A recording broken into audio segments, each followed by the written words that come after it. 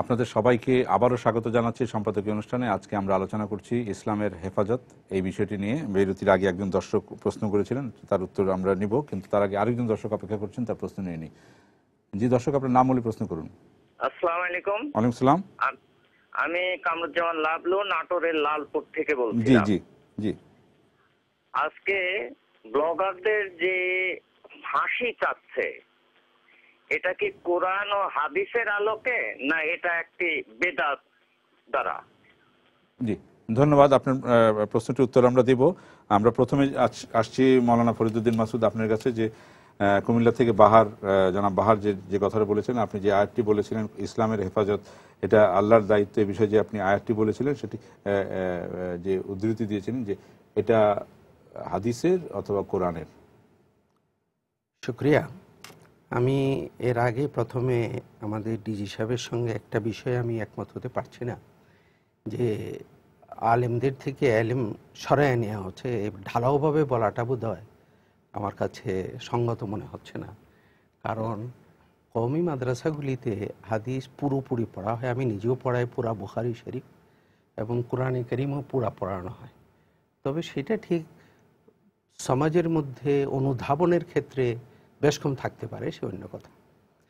যার কারণে এই ভুল বোঝাবুঝি হইতে পারে। তো আমি এখন প্রশ্নকর্তার উত্তর দিচ্ছি। এটি হাদিস নয়, কোরআনে কারীমের একটি আয়াত, এবং আল্লাহ তাআলা খুব জোরের সঙ্গেই কথা বলছেন। ইন্না এটাও একটা তাকিদের শব্দ আরবিতে, নাহনু এখানে এটাও ব্যবহার হয়েছে তাকিদের সাথে, নাজ্জালনা সেটাও আপনার মুজিফির বাব, আপনারা বুঝবেন হয়তো, এটা একটা আরবি গ্রামারের বিষয়, এটাও তাকিদ। ওয়া ইন্না লাহু লাহাফিজুন, এখানে দুইবার লামে তাকিদ আনা হয়েছে জোর দেওয়ার জন্যে, যে আমি অবশ্যই এই জিকির অর্থাৎ কোরআনে কারীম এবং কোরআনে কারীম যে দিন নিয়ে এসেছে এ নাজিল করেছি, এবং আমি অবশ্যই এর সংরক্ষণকারী, মানে হেফাজতে সংরক্ষণ আল্লাহ তাআলা নিজের একটা গুণ বর্ণনা করতেছেন, যে কেবল সংরক্ষণ করি এই কথা বলেন নাই, বরং বলছেন লাহাফিজুন, আমি এর সংরক্ষণকারী, অর্থাৎ তার একটা গুণবাচক শব্দ দিয়ে আল্লাহ সংরক্ষণ করবেন, আর আমরা মানুষ এটাকে বিকশিত করব, আমরা এটাকে দাওয়াত দিব, এর ছড়াবো, এবং এর জ্ঞানকে আমরা রক্ষা করব, জ্ঞানকে রক্ষা করব, আরো ভালোভাবে জানবো। আমি দ্বিতীয় প্রশ্ন যেটা নাটোর থেকে বলেছেন লাবলু, যে ফাঁসি দেওয়ার বিষয়ে, যে ফাঁসি চাই। জি আলহামদুলিল্লাহ, আমিও মৌলানা ফরিদউদ্দিন মাসুদ সাহেবের কথার সাথে আমি আসলে একমত হয়ে বলতে চাই, যে বাংলাদেশে যে সব দিনই প্রতিষ্ঠানেই যে এলেমের শিক্ষার পরিমাণ কমেছে সেটা নয়, মানে বেশিরভাগ ক্ষেত্রে এখনও দেশে কিছু হক্কানি উলামায়ে কেরাম, মুরব্বিয়ে কেরাম আছেন, যিনিরা যদি সঠিকভাবে ওনাদের এই অবস্থার প্রেক্ষিতে দায়িত্ব পালন করেন, তাহলে এই সমস্যাও থাকবে না। আর এক্ষেত্রে আমি হুজুরকে এই বিষয় করে জানাইতে চাই, যেমন ঢাকা বিশ্ববিদ্যালয় অনেক বিশ্ববিদ্যালয় ইসলামিক স্টাডিজের সর্বোচ্চ ডিগ্রি দেন 4 বছর অনার্স কোর্স পড়ে ইসলামিক স্টাডিজের উপরে, কিন্তু সেখানে কিন্তু 114টা সূরা পড়া হয় না। ঢাকা বিশ্ববিদ্যালয়ে 8টি সূরার বেশি পড়ানো হয় না, এবং অনেক বিশ্ববিদ্যালয় তাই আছে। তিনিরা এই মডার্ন যুগের, তারা তো মুফতি হতে পারছেন না, মুফাসসির হতে পারছেন না, মুহাদ্দিস হতে পারতেছেন না, কিন্তু তিনিরাই কিন্তু সনদের বলে আজকে কিন্তু চেয়ারে বসে যাচ্ছেন। আর কওমি মাদ্রাসার সনদ নায়ের অভাবে তারা দ্বীনি শিক্ষার জিম্মাদারি হইতে পারছেন না। এই যে একটা বৈষম্য, এই যে বিশ্ববিদ্যালয়ের সনদদারীরা, এর মধ্যে বেশিরভাগই বলছি মওদুদের দর্শনের লোক, আর বিশ্ববিদ্যালয় আর কওমি মাদ্রাসার সনদধারীরা, তারা কিন্তু মওদুদের দর্শনকে বিশ্বাস করে না। কিন্তু দুঃখজনক হইল যে কিছু এই মওদুদের দর্শনের লোকজন আমরা দ্বীনের অপব্যাখ্যা দিয়ে তারা এই কাজটা করছে। আর আপনি যে প্রশ্নটা বলতে চাচ্ছিলেন, যে ব্লগার নবী করিম সাল্লাল্লাহু আলাইহি ওয়াসাল্লামের বিরুদ্ধে কটূক্তি করেছে, অবশ্যই সে অপরাধ করছে, এবং অবশ্যই তার বিচার আওতায় আসা উচিত, অবশ্যই তার বিচার হওয়া উচিত। শাস্তির বিধানটা দেশীয় প্রচলিত আইনের মোতাবেক কি করা যেতে পারে সেটা দেশের বিজ্ঞজনের পরামর্শ নেওয়া। তবে এখানে কিন্তু আমাদের মনে রাখতে হবে, আমাদের দেশেও যেমন গত কয়েকদিন আগেও আমি দেখেছি যে আমাদের বিশিষ্ট আইন মন্ত্রণ থেকে বলেছেন যে তথ্য ও যোগাযোগ প্রযুক্তি আইনের 57 ধারায় যদি এই ধরনের কোনো কাজ কেউ করে তার জন্য 10 বছরের সাজা এবং 1 কোটি টাকার জরিমানার বিধান অলরেডি রাখা আছে। এবং বাংলাদেশ দণ্ডবিধির 295 থেকে 95 কদ থেকে 298 পর্যন্ত স্পষ্ট ধর্মকে বিকৃতি যারা করে তাদের শাস্তি বিস্তারিত বলা আছে। তবে শাস্তির পরিমাণটা আমার বিবেচনা অনেকটা কম, যেমন 2 বছর বলা আছে। তাই সেটাকে 2 দিন আগে মাননীয় অর্থমন্ত্রীর মধ্যে স্পষ্ট বলেছে এই সমস্ত কাজ যারা করে তাদের শাস্তি আরো বর্ধিত করা জন্য ওনারা চিন্তা ভাবনা করছে। এখন সেই সাথে আমাকে আরো বলতে হবে, এখন থেকে 1.5 বছর আগে আমেরিকাতে যখন নাকি একটা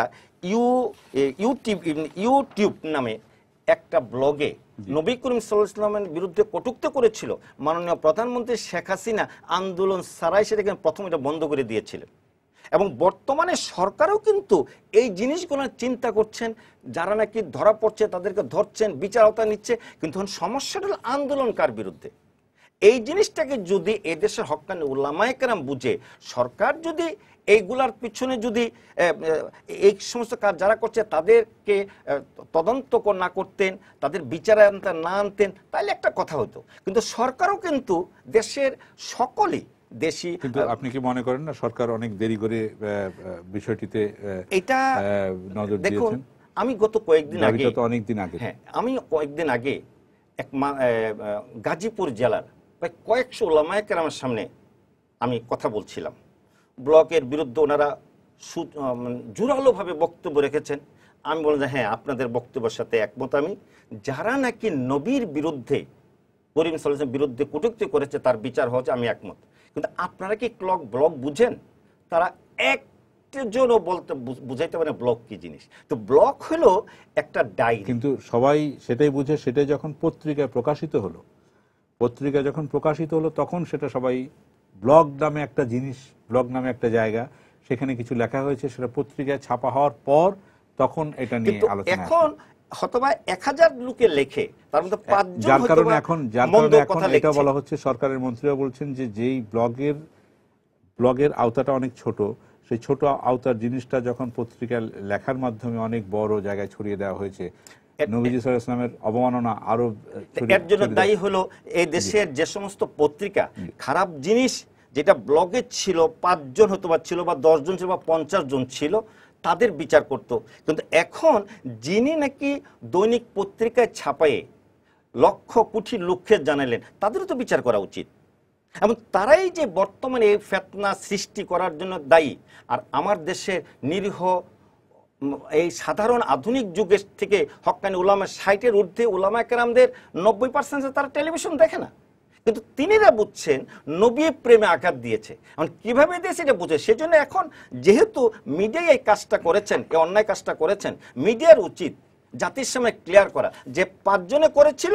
এখন মিডিয়ার বা পত্রিকা এটা লক্ষ কোটিদের জানায়া সাধারণ এই প্রসঙ্গে আমরা একটা বিরতিতে যাব। বিরতিতে যাওয়ার আগে আমি প্রশ্নটা রেখে যাই মৌলানা মাসুদের কাছে, যে মৌলানাদের কিছু অংশ এটা বুঝাচ্ছে যে হ্যাঁ, এটা যেটা করা হচ্ছে সেটা বাড়াবাড়ি করা হচ্ছে, কিন্তু কিছু অংশ যে নবী প্রেমে অন্ধ হয়ে যে না, এটা নিয়ে অনেক বেশি উত্তেজিত। আপনাদের তরফ থেকে এটা নিয়ে সেই দাওয়াত বলা বা বলা, এই জিনিসটা কি করা হয়েছে? এই বিষয় নিয়ে আমি আপনাকে চাইবো একটা বিরতির পর। সুপ্রিয় দর্শক, আপনারা দেখছেন সম্পাদকীয়, আমাদের সঙ্গে আপনাদের সবাইকে আবারও স্বাগত জানাচ্ছি সম্পাদকীয় অনুষ্ঠানে। আজকে আমরা আলোচনা করছি ইসলামের হেফাজত, এই বিষয়টি নিয়ে। আমরা একজন দর্শকের প্রশ্ন নিয়ে নিব। জি দর্শক, আপনার নাম বলে প্রশ্ন করুন। আসসালামু আলাইকুম, আমি ইশাক চট্টগ্রাম থেকে বলছি। জি, আমি ওই যে আল্লামা মাসুদ সাহেবকে ওনাকে প্রশ্ন করতে চাই। উনি একটা ব্যাখ্যা দিচ্ছেন যে একজন মুসল্লির এই যে ওটার ব্যাপার, উনি বলছেন যে ওটার দায়িত্ব, পূজার দায়িত্ব ওনার, আর মসজিদটা হচ্ছে আল্লাহর এবং ওটার রক্ষার দায়িত্ব আল্লাহর। তাহলে ওনার ব্যাখ্যা যদি সঠিক হয়ে থাকে এবং এটা যদি কোরআনে বলা হয় থাকে, কোরআন তো সত্যি, আল্লাহ সত্যি, তাহলে যে বাবরি মসজিদ ভেঙে রাম মন্দির করেছেন, তাহলে আল্লাহ তাআলা এটা রক্ষা করেন না কেন? আর দ্বিতীয় প্রশ্ন হচ্ছে যে আমরা মুসলমানরা আল্লাহ বলে সম্বোধন করি, সবাই সৃষ্টিকর্তা বলে, তাহলে আল্লাহ আমাদের, নবী হচ্ছে আমাদের, এদের কটূক্তি করে যদি কেউ অসম্মানিত করে যদি কোনো কিছু বা প্রকাশ করে, এটা প্রতিবাদের দায়িত্ব আপনারা আলেম বা আমরা মুসলমানের দায়িত্বে পড়ে কিনা? ধন্যবাদ আপনাকে। জি হুজুর। শুক্রিয়া। আগের প্রশ্নকর্তা যে আয়াতটার কথা বলছিলেন, এটার বিস্তারিত বিবরণ হচ্ছে যে এইটা সূরা হিজরের, আর আয়াত নম্বর হইল 9, 14 পারার এটা আছে, আপনি দেখে নিতে পারেন। আপনার সহজে হওয়ার জন্য এটা বিস্তারিত বলে দিলাম। আর দ্বিতীয় প্রশ্নকর্তা যে বলছেন কথাটা, উনি বাবরি মসজিদের প্রসঙ্গটি, হ্যাঁ, আমার কথাটা প্রথমে বোধহয় উনি মনোযোগ দিয়ে শুনছেন বা শুনেননি।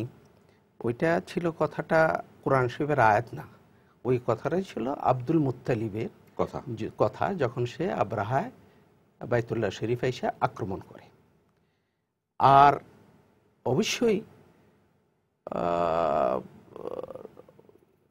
ইসলামে পরিষ্কারভাবে কোরআনে কারিমে বলা হয়েছে আমাদের দায়িত্ব সম্পর্কে, আমর বিল মারুফ নেহিয়ানিল মুনকার, যে আমরা সৎ কাজের আদেশ দিব, অসৎ কাজে আমরা কি করব?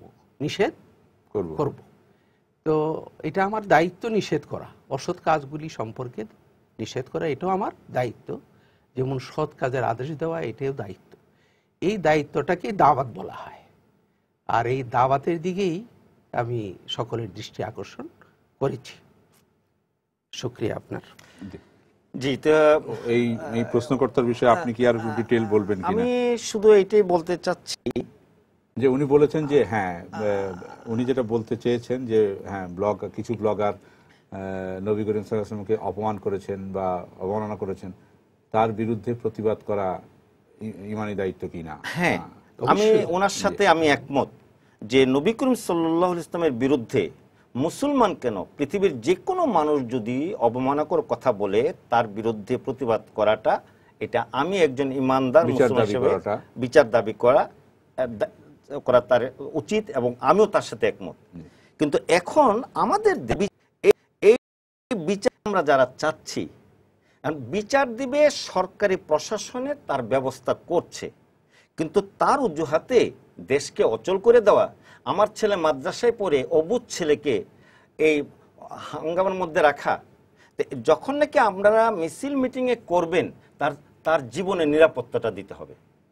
যদি এই জীবনের নিরাপত্তা বিঘ্নিত ঘটে, এর জন্য যদি, যেহেতু মওদুদিরা ইহুদিদের এজেন্ডা বাস্তবায়ন করার জন্য কিছু লাশ ফেলাতে চাচ্ছে, এই লাশের দায়িত্ব যদি আপনারা নিতে না পারেন, আল্লাহর ওয়াস্তে এই দেশের হক্কানি উলামায়ে কেরামগণ সাথে আমি বিনয়ের সাথে বলতে চাই যে আপনারা সবাই মিলে দেখুন, যারাই ক্ষমতায় আসেন তিনিরা এই কাজটাকে বাস্তবায়নের জন্য, যারা নবী করিম সাল্লাল্লাহু আলাইহি ওয়াসাল্লামের বিরুদ্ধে অপপ্রচার করেছে, কটূক্তি করেছে, তার বিচার কার্যক্রম তারাও তো করতে চাচ্ছে, তাদেরকে সময় দিতে হবে। কিন্তু এইটাকে যে ঘোলা পানিতে মাছ শিকারের জন্য, কিন্তু আপনারা কেন যে মওদুদি, যে জামাতি, গোলাম আজমরা হাজার জায়গাতে ইসলামের বিরুদ্ধে কথা বলেছে, কোরআনের বিরুদ্ধে কথা বলেছে, হাদিসের বিরুদ্ধে কথা বলেছে, কিন্তু সবচেয়ে বড় কথা বলতে চাই যে আজকে যারা হেফাজতে ইসলামের আমির প্রধান মাওলানা শফি আহমেদ সাহেব, আহমদ শফি সাহেব, উনি নিজে বলছেন যে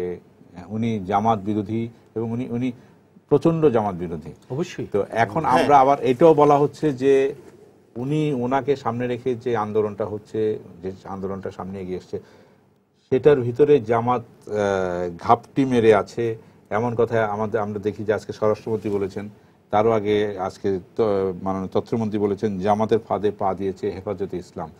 তো এই বিষয়গুলিকে আপনি এই বিষয়ের সাথে আমি একটু যোগ করতে চাই, যেমন আমি মাওলানা ফরিদউদ্দিন মাসুদের কথা শুনে আপনার কাছে আসবো, আমাদের যেহেতু সময় কম, ওনাকে একটু। বিষয়টি হলো আমাদের সকলেরই তো এইটি কষ্ট এবং এটি আশঙ্কা যে জামাতে ইসলামী এবং শিবিরের লোকেরা অত্যন্ত সুকৌশলে, চাতুর্যের সঙ্গে উলামায়ে কেরামের ভিতরে ঢুকে পড়েছে, এবং এখন আমাদের সবাই দায়িত্ব ছিল তাদেরকে চিহ্নিত করা। এই উদ্দেশ্যেই আমি হযরত আহমদ শফি সাহেব মাদ্দাজিল্লাহুল আলী, আমাদের সর্বজন শ্রদ্ধেয়, তাকে আমি একটা বিনয়ের সঙ্গে চিঠি লিখেছিলাম যে হযরত ওয়ালা, আপনি সবিশেষ অভিহিত যে আপনার মহান পীর ও মুর্শিদ এবং অতি শ্রদ্ধাভাজন উস্তাদ হজরত শাইখুল ইসলাম মাদানী রহমতুল্লাহ আলাই সর্বপ্রথম মওদুদি ফিতনা তথা জামাত শিবিরের মূল তত্ত্বের গুমরাহি সম্পর্কে সকলের দৃষ্টি আকর্ষণ করেন এবং আমৃত্যু এই ফিতনার বিরুদ্ধে জাতিকে হুঁশিয়ার করে গিয়েছেন। আপনার অন্যতম প্রধান উস্তাদ হজরত ইজাজ আলী রহমতুল্লাহ আলাই এই ফিতনাকে কাদিয়ানি ফিতনা থেকেও বত্তর বলে অভিমত ব্যক্ত করেছেন। আপনি নিজেও তাদের একজন অনুসারী হিসাবে সবসময় লেখনী ও জবান উভয় মাধ্যমে আমাদেরকে ফিতনা সম্পর্কে সতর্ক করেছেন। জনাব আলা, আমাদের দেশে এই ফিতনাটি বর্তমানে বিস্তৃতি লাভ করেছে। এতে বহু ইসলামপ্রিয় আম মানুষ এদেরকে ইসলামের সেবক মনে করে ধোঁকায় নিপতিত হচ্ছে। এত প্রেক্ষিতে আপনার খেদমতে আদবের সাথে আরজ মেহরবানি করে হেফাজতে ইসলামের ব্যানারে আপনার দাবিসমূহের সাথে জামাত শিবিরকে নিষিদ্ধ করার এবং তাদের আর্থিক প্রতিষ্ঠানসমূহ বাজেয়াপ্তকরণের দাবিটিও সংযুক্ত করলে দেশবাসী আপনার কৃতজ্ঞতা পাশে আবদ্ধ থাকবে। মানে আপনি 13 দফা দাবির সাথে এই দুটো দাবিও আপনি ঢোকানোর জামাত শিবির প্রস্তাব করেছিলেন। জি, জামাত শিবির আপনার মহান আন্দোলনের অভ্যন্তরে ঢুকে অন্তর্ঘাতমূলক কর্মকাণ্ড চালিয়ে আপনার বদনাম করবে বলে জাতি আশঙ্কা করছে। আপনি কি এই চিঠি পেয়েছেন? আমি বলেছিলাম যে জানি না এই ক্ষুদ্র আরজিখানা হজরতের খেদমতে পৌঁছবে কিনা, পৌঁছলে মেহরবানি পূর্বক বেয়াদবি না নিয়ে উত্তরদানে বাধিত করিবেন। গত 27 তারিখ আমি চিঠিটি পাঠাইছি এবং এই কথাও আমি শুনেছি, নিশ্চিত হয়েছি চিঠিটি ওনার সামনে পঠিত হয়েছে, কিন্তু এখন আমি কোনো উত্তর ওনার পক্ষ থেকে পাইনি। যে ওনাদের দাবি সমূহের মধ্যে কাদিয়ানীদেরকে অমুসলিম ঘোষণা সম্পর্কে আমাদের এই আলোচনায় হেফাজতে ইসলামের কেউ থাকলে সবচেয়ে ভালো ছিল। উনি চেষ্টা করেছিলাম, আমরা ব্যর্থ হয়েছি। ও আচ্ছা, মনে হয় কি সত্যের মুখোমুখি হতে ওনারা ভয় পাচ্ছেন যে আসছেন না, যে তো আমি জানি না ওনারা সত্যের মুখোমুখি হতে ভয় পাচ্ছেন কিনা।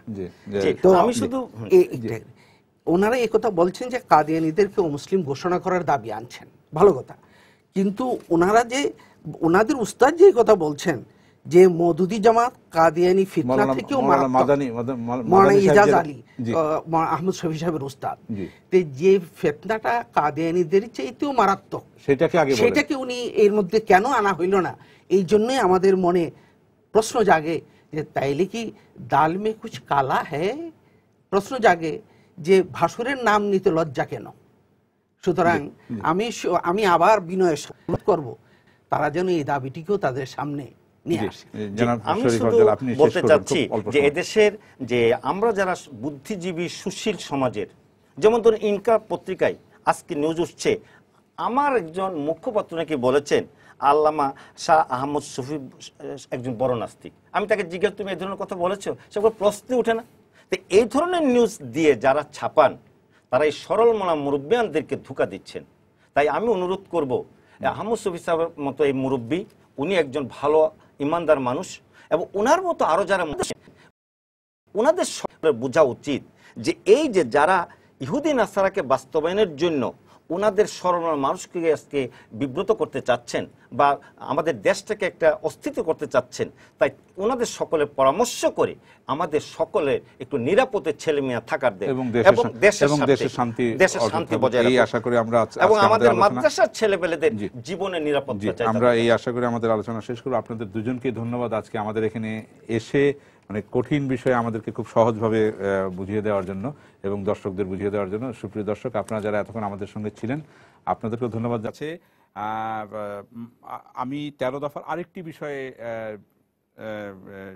আপনার দৃষ্টি আকর্ষণ করব। আপনারা 13 দফার আরেকটি বিষয় আছে যে কাদিয়ানীদের নিষিদ্ধ করার কথা বলেছেন, কিন্তু আমরা দেখি যে আপনাদের এই দাবির পাশাপাশি আমরা যদি আরেকটা দাবিকে আনি, যে এখন যে রাজনীতিতে চলছে, রাজনীতিতে যে সহিংসতা চলছে, সেই সহিংসতার জন্য জামাত শিবিরকে নিষিদ্ধ করার দাবি উঠেছে। আমরা জানি যে আপনাদের অনেক নেতাই, বিশেষ করে আপনাদের প্রধান নেতা আল্লামা শাহ আহমদ শফি নিজেও বলেছেন, উনি প্রচণ্ড জামাত বিরোধী, উনি বলেছেন জামাতিদের পেছনে নামাজ পড়া মানে হারাম। উনি এটাও বলেছেন যে তাকে জামাতের সমর্থক মনে করার চেয়ে গুলি করে মেরে ফেলা ভালো হয়। এবং অনেক নেতার কথা মুখেই শুনেছি। তো সহিংসতার জন্য যে জামাতকে নিষিদ্ধ করার দাবি উঠেছে, এটাকে আপনারা কিভাবে দেখছেন? এটাকে সমর্থন করেন কি না? জি, ধন্যবাদ। আমাদের এখানে যেই কথাটা বলছেন যে জামাত এবং হেফাজত ইসলামের সাথে হেফাজত ইসলামের সাথে জামাতের সাথে কখনো সম্পর্ক ছিল না। আমরা বলছি বর্তমানেও আমরা নেই। বলছি না মৌলানা রুহি, আমরা তা না, বলছি না। আমরা বলছি যে ইতিপূর্বে সহিংসতার জন্য কাদিয়ানির যে কথা দাবি বলছি উঠেছে, আমি। আপনারা কাদিয়ানীদের বলতে দিন নিষিদ্ধ আমাকে। করার দাবি তুলেছেন, জামাতিদের নিষিদ্ধ করার দাবি সমর্থন করেন কি করেন না? আমি বলছি জি, কাদিয়ানিরা এটা আল্লাহর রসুলকে শেষ নবী হিসেবে তারা মানেন না। জি। আমরা বলছি কাদিয়ানিদেরকে নিষিদ্ধ করতে হবে, কাদিয়ানিদের প্রচারণা বাজেয়াপ্ত করতে হবে, এবং এটা আমাদের না, শুধু সারা দেশের মুসলমানদের এবং পৃথিবীর মধ্যে অনেক রাষ্ট্রে কাদিয়ানিদেরকে অমুসলিম ঘোষণা জি, করা হয়েছে। জামাতিদের আমাদের বিষয়ে- এই যে জামাতিদের বিষয়ে- পাকিস্তানও জি। কাদিয়ানিদেরকে অমুসলিম ঘোষণা করা হয়েছে। জামাতিদের- কারণ আমরা যদি আল্লাহর নবীর উপর আমরা যদি ঈমান রাখি, দেখেন লা ইলাহা ইল্লাল্লাহ একটা, আরেকটা কলমার মধ্যে দুইটা। মৌলানা রুহি, আমরা খুব কম সময় পাবো, আপনি এটা বলেন, আপনি এটা বলেন যে কাদিয়ানীদের আপনি নিষিদ্ধ করার দাবি তুলছেন, জামাতিদের বিষয়ে আপনাদের বক্তব্য কি? কাফের এবং জামাতিদের বিষয়ে আপনাদের বক্তব্য কি? কাদিয়ানীদেরকে এই বাংলাদেশে তারা বাংলাদেশের নাগরিক হিসাবে থাকুক, তারা বাংলাদেশের নাগরিক হিসাবে তারা বাংলাদেশের সুযোগ সুবিধা, সাংবিধানিক সেটা আমরা জানি, আপনাদের দাবি জানি। কিন্তু জামাতিদের বিষয়ে আপনাদের মুসলমানদের বক্তব্য। পরিচয় নিয়ে কাদিয়ানীরা বাংলাদেশে কোন রকম চলাফেরা করা, কোন রকমের এই যে বাংলাদেশে মুসলমানদের পরিচয় দিয়ে থাকা, এটার বিরোধিতা আমরা করছি। আর কারণ জামাতিদের বিষয়ে? তারা মুসলমানদের শেষ নবীকে আখিরি নবী হিসেবে মানেন না, মুহাম্মদুর রাসূলুল্লাহকে শেষ নবী হিসেবে মানেন না, যার কারণে তারা কাফের। তারা তাদেরকে বাংলাদেশে মুসলমানদের পরিচয় দিয়ে থাকাটা মৌলানা আমরা রুহি, জামাতিরা বা মওদুদিবাদীরা, মৌলানা রুহি, জামাতিরা বা মওদুদিবাদীরা, আমরা দেখি যে ইসলামে নবীজির সমালোচনা করা হারাম, নবীজি সাল্লাল্লাহু আলাইহি ওয়াসাল্লামের সমালোচনা করা হারাম। আমরা জানি মওদুদিবাদীরা নবীজি যে সমালোচনার ঊর্ধ্বে এটা মানেন না, তারা মনে করেন যে নবীজিকে সমালোচনা করা যায়। তো সেই কারণে আপনারা জামাতিদের নিষিদ্ধ করার দাবি সমর্থন করেন কি করেন না? খুব সংক্ষেপে, সময় খুব কম। দেখেন, জামাতকে নিষিদ্ধ করা এবং জামাতকে আর রাখা, এটা সম্পূর্ণ একটা রাজনৈতিক বিষয়। আমি রাজনৈতিক বিষয়ে কথা বলার জন্য আজকে আসি নাই। এটা যে রাজনৈতিক একটা খেলা আমরা মনে করি। এই খেলাতে সময়ে বিএনপি করবে, সময়ে আওয়ামী লীগে করবে, সময়ে অন্য পার্টি। ধন্যবাদ আপনাকে, ধন্যবাদ। আপনার উত্তর আমরা পেয়েছি। আপনি কি বলবেন? উনি বললেন রাজনৈতিক বিষয়ে, এবং উনি এই বিষয়ে কথা বলতে চান না।